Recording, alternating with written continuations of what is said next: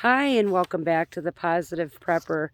I'm going to be squinting a little bit because where this particular water catchment system is, the sun is like right there.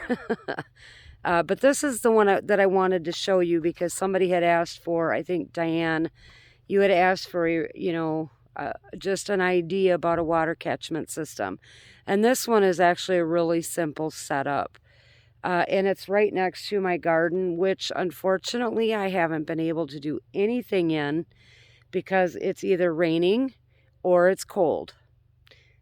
So getting anything out in the garden for probably another week yet is not going to happen. So along with this, I'm also going to give you 10 tips to staying cool without electricity. So that's what this video is going to be about. I appreciate your patience. As you well know, with the storm damage and stuff, we've been dealing a lot with the insurance companies on our vehicles and the house, and it's just that time of year. So thank you for being patient. Let me show you this water catchment system. So you can see the flag part of this shed, right? That is actually our garden shed. So that's where I have my tomato cages and all of that. And then somebody gave us a bunch of this awesome barn wood, and I added on to the garden shed and made a chair shed because we have a lot of company over the summertime. We needed a place to put all those extra lawn chairs, and our it's not wicker, but we have like an outside bar that we can set up. So that's all in here. This is the chair shed. So as you can see at the top, it's slanted down, right? And then all we did was put this gutter on the top right here, and it runs the full length, okay? And then there's a screen here, okay? Not a horribly fine screen, but there's a screen here. And then the water comes down and it goes into this, okay? And then there's also another screen right here. And then we also put another screen inside, okay? So there's 3 screens in the system. That's not going to get everything out, but it's going to get a lot out. Okay, and then each of these, and I'm hoping that you can see these, each of these are 43-gallon jugs. And then at the bottom, we put a spigot in. I'm going to try to get down here so you can see the spigot. There it is. We put a spigot in. Now, we have to put another one in on this other one, but we haven't done that yet. But at least we're able to access the water, and we had no issues. These are like the super heavy duty barrels, and so we had no issue with these like cracking or anything like that during the summertime or during the winter time. And then I want to show you, and again, I'm hoping that you can see it. This part right here, maybe if I do that. So this is just a small PVC pipe that goes from one to the other with sealant on it, which you can see we got to reseal it again. But that's it. That's all there is to that. It has absolutely served its purpose. Like I said, it's right next to our garden. And so on those really hot days, I can just take the water out of these, and I could actually put a hose on that if I wanted to, and then just, gravity water my garden. So that is the water catchment system. Now I know that there are 1,001 different ways to make these, right? There's certain things like having some kind of screen on them, and then how you actually attach the two together. is also going to make a difference. But really, there's not a lot of, I should say, there are a lot of different ways that you can set this up. This is one of our catchment systems. We have all the materials for the catchment system off the house. And yeah, so I hope this helps. Gives you an idea. It's a relatively inexpensive way to catch the water. We use this one specifically for the garden, but if I had to, obviously this could be drinking water. So the next thing I want to talk about is the 10 tips to staying cool without electricity. And you will see my dogs and one of my kitties run around my feet. So the first thing is, you know, they have those blackout curtains, and those can be pretty expensive. But something else that you can use, and the blackout curtains, they don't really keep the heat out, they keep the light out, right? But you can use those emergency blankets, you know, the silver with the silver backing on them, or foam reflective pads, or windshield blockers. And you can attach those to curtain rods and put them behind your normal curtains.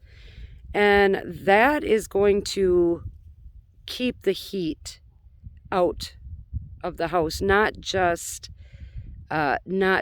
blocking the sun, but also blocking the heat. Depending on what kind of windows you have, how many panes of window you have, this could make a really big difference. And the emergency blankets, I don't think they're horribly expensive. But the windshield blockers, you know, the things that you put so that your car doesn't heat up if it's facing the sun, anything like that will work. So that's something to think about. The second thing is, you know, we talk about this a lot in the wintertime, is sealing all the leaks around your doors and windows. Well, that's also important in the summertime when you have that heat coming in. You know, any little nook and cranny that heat can come in is going to heat your house up. And if you have no electricity, that's going to make it harder for you to keep cool. So seal all the leaks around your doors and windows. And you can use caulking, weather stripping, you know, the foam weather stripping is actually pretty cheap, and they come in different sizes. So that would be something that you might be able to do. Number 3 is to get battery-operated fans and rechargeable batteries with a solar battery charger. Now, I know that sounds like a lot, right? If you cannot get a solar battery charger, I don't know how much they are, I did not look.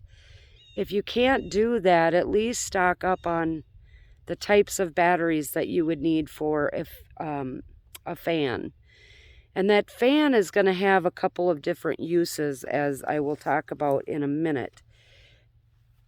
So number 4, and again, this is using that fan, is it's a super cheap air conditioner. It's a super cheap version of an air conditioner. So go buy a foam cooler, right? One of those white styrofoam coolers, okay? And a PVC pipe, probably the 4 or 5 inch PVC pipe, just a little, like an elbow, you know, a bent one, okay?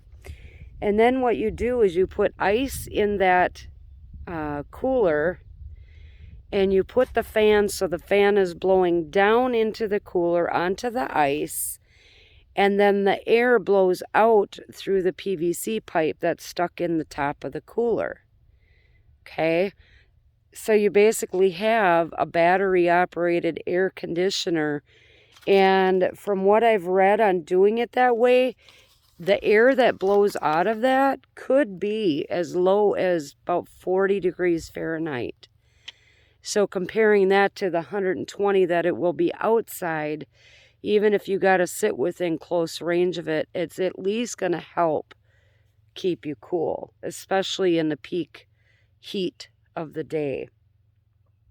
You can also use frozen milk jugs that are filled with water and set those right in front of the battery operated fan. And that again is going to be, that one you would actually have to probably sit right in front of to feel the effects of it. But it's still better than nothing, right? At least it would be some way to keep cool, especially if you have, if you are a vulnerable adult, if you're older, or if you have a small baby, keeping them cool is important.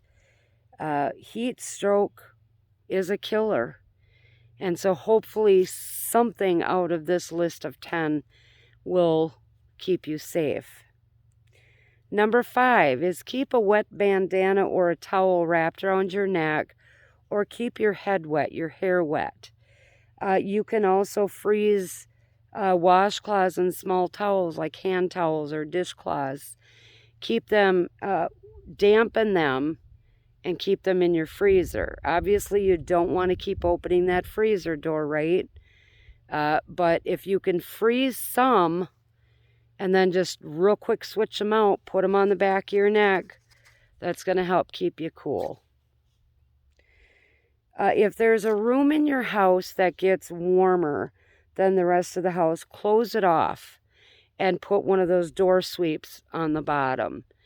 Any heat that is allowed into your space is going to heat up that room. So the goal is to keep as much of the heat out as possible, okay? It isn't just about keeping yourself physically cool, but it's also keeping as much of that heat out as you can. So number 7, keep your cooking to a minimum. If you don't have to cook during those peak times when the power is out, don't. If you have, your fruits and veggies and things like that that you can snack on, that would be the best thing to do rather than actually cooking a meal. Unless you have a shady, cool spot in your yard that you can cook outside.